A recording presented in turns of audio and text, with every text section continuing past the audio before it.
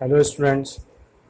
Binary file handling में हम लोग डिफरेंट तरह के ऑपरेशंस पढ़ रहे थे। उसमें हम लोगों ने अपेंड ऑपरेशन और रीड ऑपरेशन पढ़ा था कि how to write a record in a binary file and how to read a record from a binary file. अब उसके आगे से हम पढ़ेंगे नेक्स्ट टॉपिक है सर्च अ रिकॉर्ड। तो चलिए उसके बारे में पढ़ते हैं। तो program to search a record from the binary file. तो सपोज़ कोई बाइनरी फाइल है, उसमें आपका रिकॉर्ड सेव्ड है। पिछले क्लास में जो हमने देखा था वीडियोस में, उसमें हमने कुछ स्टूडेंट नाम की एक फ़ाइल बनाई थी और उसमें हमने स्टूडेंट के रोल नंबर, नेम और मार्क्स स्टोर कराए थे। इसी एग्जांपल को हम कैरी फॉरवर्ड कर रहे हैं। तो how to search a record, यानी कोई किसी स्टूडेंट का रिकॉर्ड अगर हमें सर्च करना है बाइनरी फाइल में तो हम कैसे आसानी से कर सकते हैं। तो उसके लिए सबसे पहले आपको इंपोर्ट पिकल यानी कि मॉड्यूल पिकल मॉड्यूल इंपोर्ट करना पड़ेगा। ठीक है। उसके बाद नेक्स्ट है how second step to open a file. तो फाइल को ओपन करेंगे, अगर वो किसी डिफरेंट ड्राइव में है तो एब्सोल्यूट पाथ कंप्लीट पाथ दीजिए। करंट डायरेक्टरी में है तो सीधे आप फाइल का नाम भी लिख सकते हैं। बाइनरी फाइल का generally extension dot that file होती है बेसिकली ये, लेकिन आप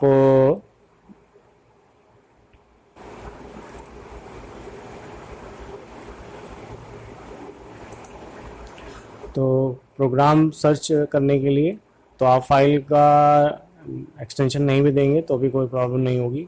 रीड मोड में फाइल खोली गई है, तो सबसे पहले क्या करना है, सारे रिकॉर्ड रीड कर लेने हैं।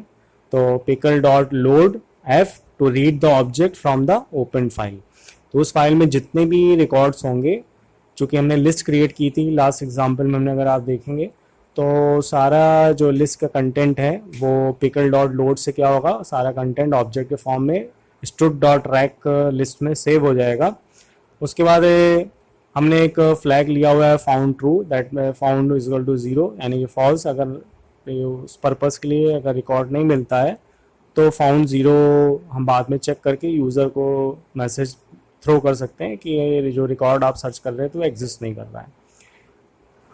तो सबसे पहले है कि how to enter a roll number to be search, यानी जिस रिकॉर्ड को आपको सर्च करना है तो वो स्टूडेंट का रोल नंबर हम यूज़र से इनपुट कराएंगे।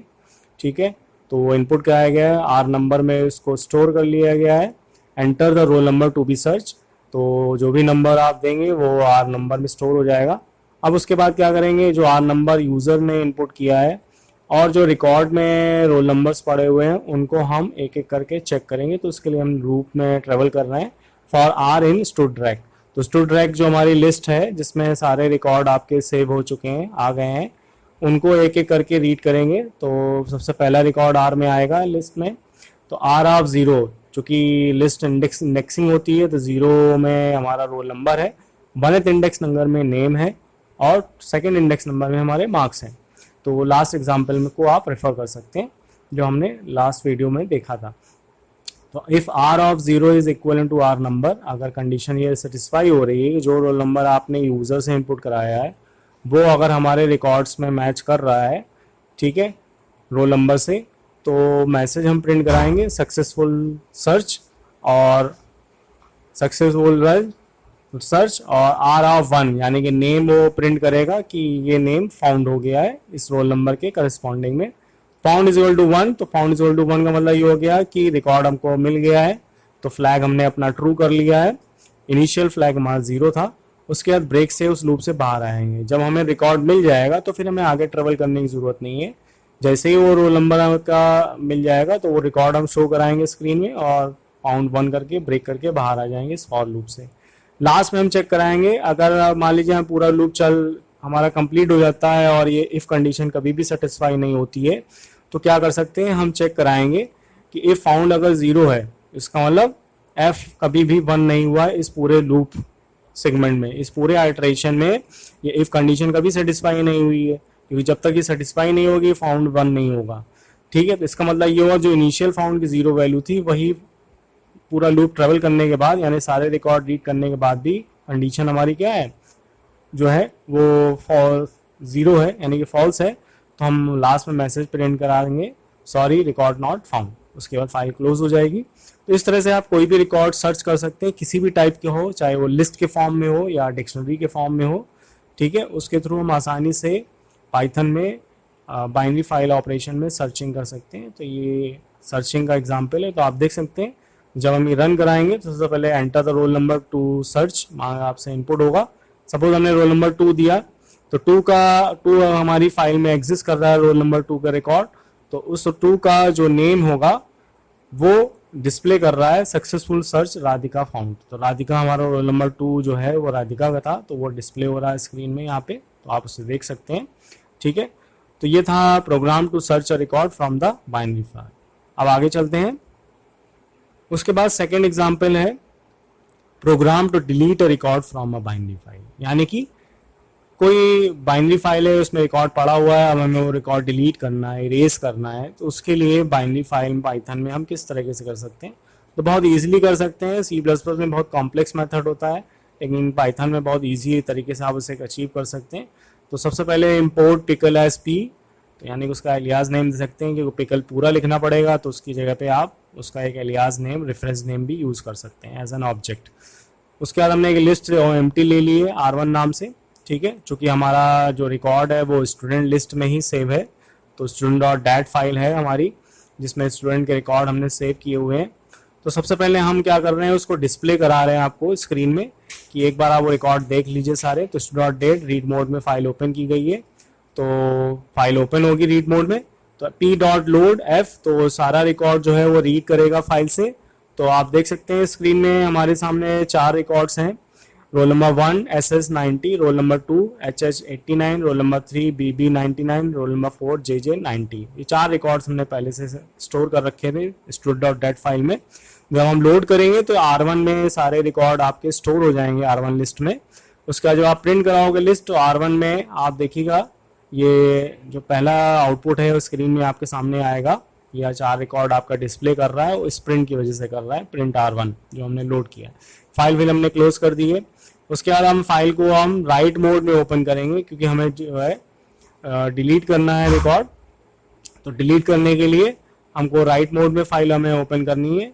तो सबसे पहले हम चेक करेंगे कौन से रोल नंबर का डेटा डिलीट करना है। तो enter the roll number to be deleted, तो रोल नाम के वेरिएबल में वो स्टोर कर लेंगे जो यूज़र इनपुट करेगा। फिर इसके बाद एक R2 हमने लिस्ट ली है, तो उसमें हमें क्या करना है, बेसिकली डिलीशन में क्या होता है कि हमको फाइल में ट्रेवल करना है, और वो सारे रिकॉर्ड जो हमें डिलीट नहीं करने हैं वो हम एक दूसरी नई लिस्ट में स्टोर करते जाएंगे। उसके लिए हमने एक लूप चलाया हुआ है फॉर x इन R1, ठीक है। तो R1 में आपके पुराने रिकॉर्ड सारे आ चुके हैं, तो R1 के थ्रू हम x में ट्रेवल कर रहे हैं। तो x एक वेरिएबल है, तो R1 से एक रिकॉर्ड x में आएगा।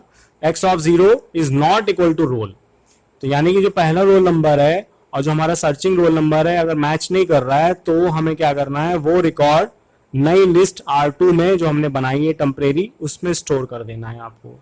बहुत सिंपल सा तरीका है, यानी जो रिकॉर्ड हमको डिलीट नहीं करने हैं वो सारे रिकॉर्ड हमको दूसरी लिस्ट, नई लिस्ट में क्या करना है, ट्रांसफर कर देना है, और कुछ नहीं करना है।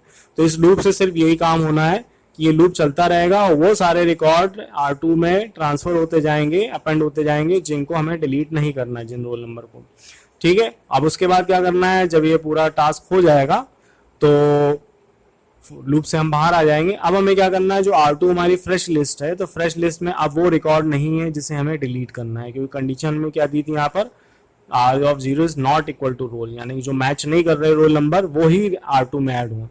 अब हमने क्या किया, p.dump R2, हमने क्या किया, वो सारे नई लिस्ट अब हमने क्या कर दी है, ओवरराइट कर दी है student.dat फाइल में। तो तो W मोड में जब फाइल ओपन होती है तो हमें मालूम है कि ट्रंकेट मोड भी ऑन हो जाता है, और जो पुराने एग्जिस्टिंग रिकॉर्ड होंगे वो ओवरराइट हो जाते हैं, यानी कि वो खत्म हो, इरेज हो जाते हैं।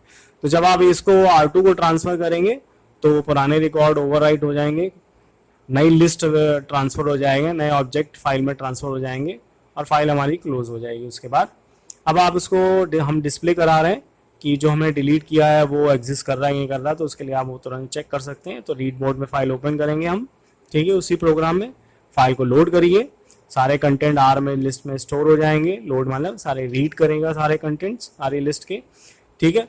इसके बाद हम मैसेज एक प्रिंट करा रहे हैं रिकॉर्ड्स आफ्टर डिलीशन डिस्प्ले करने के लिए, और प्रिंट आर। तो आप देख सकते हैं कि ये हमारी मेन लिस्ट है। जो पहला प्रिंट R1 है वो ये डिस्प्ले कर रहा है, 4 रिकॉर्ड्स हैं। फिर इसके बाद हमने लिखा है enter the roll number to be deleted. ठीक है, तो हमने रोल नंबर 3 डिलीट करना है, वो हमने इनपुट लिया है, तो आप देख सकते हैं। उसके बाद जब ये प्रोसेस हो जाएगा, रोल नंबर 3 की रिकॉर्ड हमारा क्या हो जाएगा, डिलीट हो जाएगा, यानी रोल नंबर 3 जो है R ऑफ 0 में, तो 1 सबसे पहला roll number 1 is not equal to 3, तो R2 में राइट हो जाएगा। फिर roll number 2 is not equal to 3, R2 में राइट होगा। 3 is not equal to 3 condition false हो जाएगी, यानी कि अपेंड ये स्टेटमेंट एग्जीक्यूट नहीं होगा, स्किप कर जाएगा इसको, वो राइट नहीं करेगा अपेंड R2 में। फिर roll number 4 is not equal to 3 condition true हो जाएगी और वो R2 में राइट होगी। इस तरह से रोल नंबर 1, 2 और 4 रिकॉर्ड जो है वो R2 में ट्रांसफर हो जाएगा और उसको हम फाइल में क्या कर रहे हैं, राइट कर रहे हैं वापस से।